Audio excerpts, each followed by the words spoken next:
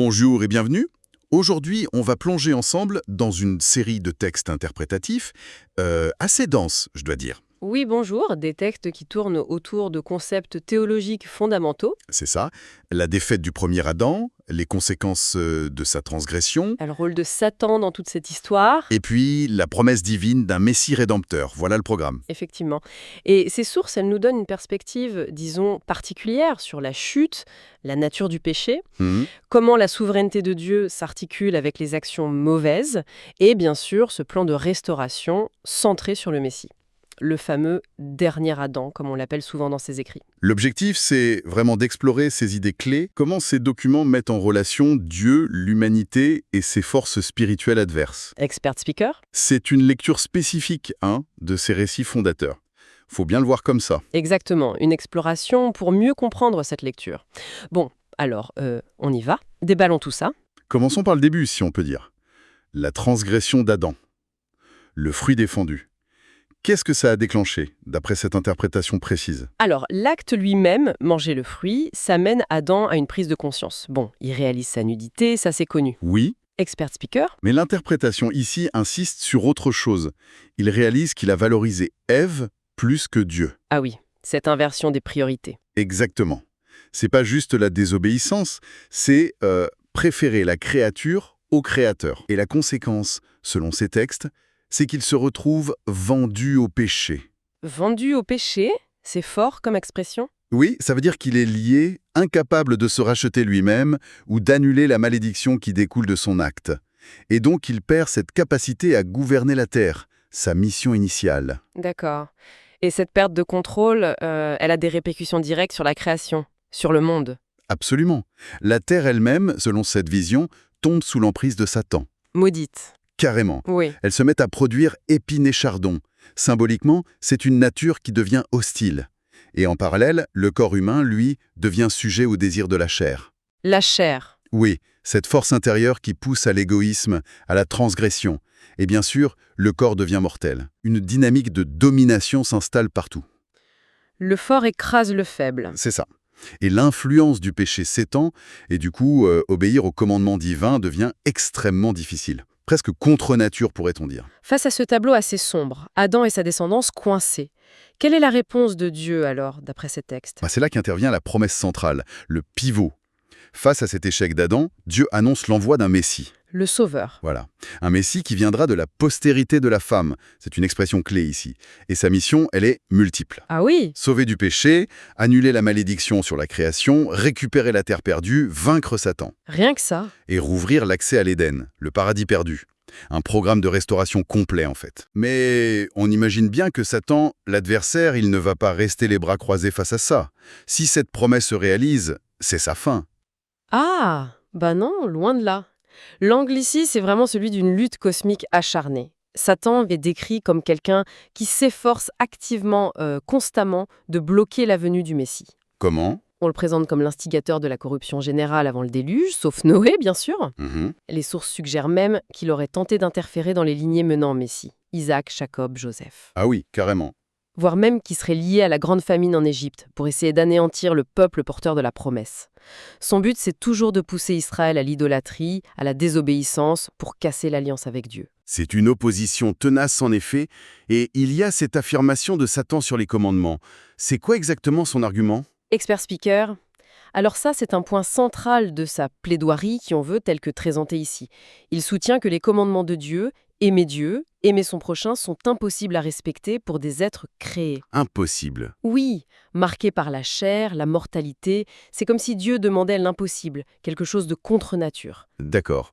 Et la réponse des textes? La réponse, c'est que malgré la difficulté immense après la chute, l'humanité est appelée à les observer, à aimer Dieu et son prochain, même si ça coûte la vie. Et là, on introduit l'idée qu'un nombre défini de témoins martyrs, Des martyrs? oui, viendra prouver par leur sacrifice que les commandements sont non seulement justes, mais faisables. Devient un témoignage vivant en quelque sorte. Host speaker. Bon, abordons un point qui peut sembler un peu paradoxal. Cette idée que Satan n'agit pas sans une sorte de permission divine. Ah oui, la grande question. Host speaker. Comment ces sources concilient ça avec sa responsabilité? S'il a la permission, est-il vraiment coupable? C'est une tension théologique majeure, c'est clair, et les textes l'explorent vraiment. Ils affirment que la permission de Dieu, que ce soit pour tenter Adam ou Job, ou même pour permettre la crucifixion de Jésus via Pilate ou Judas, Hmm. cette permission n'enlève rien à la culpabilité de celui qui commet le mal. D'accord, donc permission n'est pas approbation. Exactement. L'idée, c'est que Dieu, dans sa souveraineté absolue, sa préscience, il intègre ces actions mauvaises, qu'il n'approuve pas du tout, dans son plan plus large, prédéterminé. Mais les responsables, Satan en tête, restent entièrement coupables.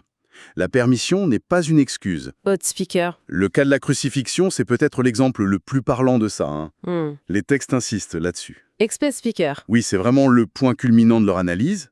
Satan est désigné comme l'instigateur du meurtre de Jésus, Mhm. par haine, par peur, par désir de détruire les luttes de Dieu. D'accord. Mais, et c'est crucial, Jésus choisit volontairement de ne pas empêcher cet acte. Il se laisse faire, Pourquoi? parce qu'il utilise consciemment le crime de Satan pour accomplir le but divin, le sacrifice rédempteur, celui prévu pour expier les péchés. Donc, Dieu retourne le plan de Satan contre lui-même. Expert speaker. En quelque sorte, oui. Mais, et c'est le point essentiel, ça ne diminue en rien la culpabilité de Satan, ni celle des humains utilisés comme Judas ou les autorités.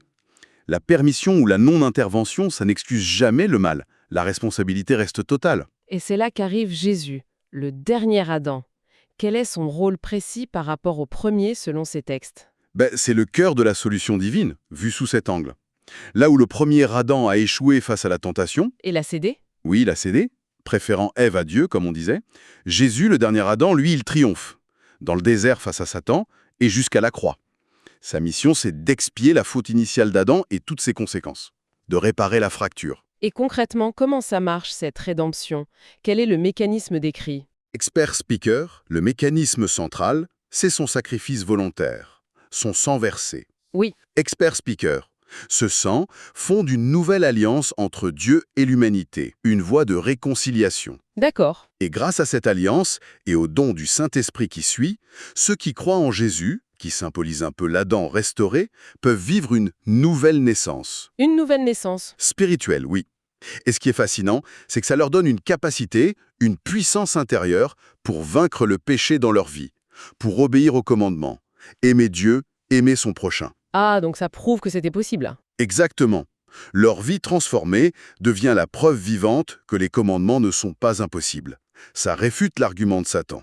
Et il y a ce contraste frappant, vous disiez, entre la réaction d'Adam, après sa faute, et celle de Jésus. Expert speaker. Absolument, c'est fondamental ici.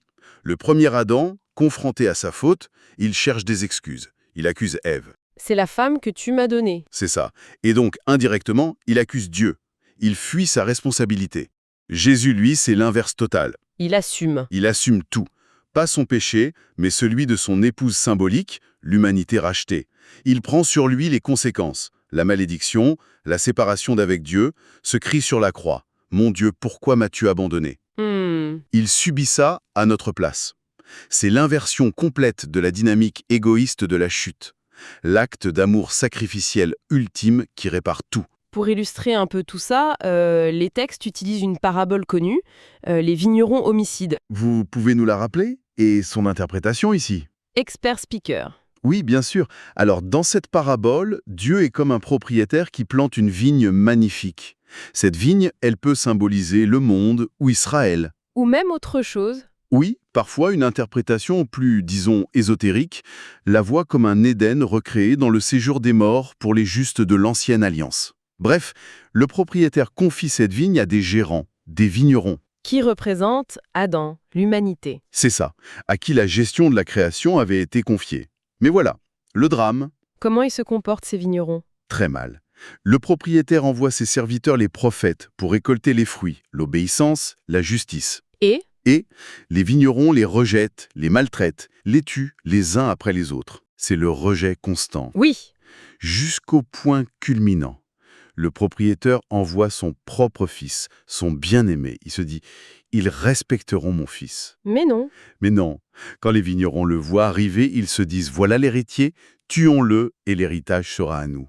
Et ils le tuent. C'est une image très forte du rejet de Dieu, orchestrée par Satan en arrière-plan, et qui culmine avec le meurtre du Fils. Précisément, c'est l'interprétation qui en est faite ici, une allégorie de cette opposition obstinée. Et ça nous amène logiquement à la question, quel est le sort final de Satan, l'antagoniste principal, selon ces textes? Alors son destin est abordé, oui. La malédiction contre le serpent dans le jardin, tu mangeras de la poussière, Oui, est interprétée ici de manière spécifique. Ça voudrait dire qu'il est condamné à s'attaquer uniquement à la poussière, c'est-à-dire la nature humaine charnelle, à se nourrir du péché humain, en quelque sorte. ce qui soulève la question de son repentir possible ou impossible. Exactement. Est-il devenu intrinsèquement incapable de se repentir, figé dans son opposition? Et y a-t-il un moment clé pour ça? Sa chute, après Adam, après la croix? Les sources en débattent un peu. Est-ce dès sa chute initiale, après la tentation d'Adam, après la crucifixion, l'acte ultime, ou seulement à la toute fin? Mais la conclusion est la même. La conclusion reste la même. Il ne se repentira pas. Sa nature est vue comme irrémédiablement endurcie. Et sa destination finale, c'est le lac de feu, l'image biblique de la séparation éternelle d'avec Dieu. Bon, on a donc fait un sacré parcours là. En suivant ces textes, on part de la chute d'Adam, la perte initiale. Expert speaker, La perte de la communion, de la gérance de la terre. host speaker, On passe par la promesse du Messie, cet espoir immense, mais qui déclenche ce conflit cosmique avec Satan, expert speaker, qui fait tout pour saboter le plan. host speaker, Et on arrive à la rédemption par le dernier Adam, Jésus, qui non seulement répare, mais démontre la justice et l'amour de Dieu par son sacrifice. et qui rend la victoire sur le péché possible. C'est tout à fait ça. La vision qui se dégage, c'est celle d'un plan divin souverain qui englobe tout, Même les actes les plus sombres. même le mal. Oui. Et selon cette interprétation, ce plan vise à révéler la vraie nature du péché. Pas juste une infraction, mais une rupture profonde. À montrer que les commandements sont justes et bons, et pas impossibles avec la grâce. Et à montrer l'amour de Dieu. Expert speaker. Oui, la profondeur de cet amour rédempteur qui va jusqu'au sacrifice du Fils pour sauver des rebelles. Et ça nous laisse avec une dernière pensée, une question pour la route peut-être. Si, comme le suggère cette interprétation, tout ce drame, chute, souffrance, rédemption, sert finalement à démontrer la nature du péché et la justice divine. Peut-être pour solidifier à jamais le libre choix des créatures pour l'éternité à venir. Alors quelle lumière ça jette sur le sens ou la finalité de la souffrance et du mal au sein de ce cadre théologique bien précis? C'est une question immense en effet. Une interrogation profonde. Voilà, on s'arrête là pour aujourd'hui. Merci de nous avoir suivis dans cette exploration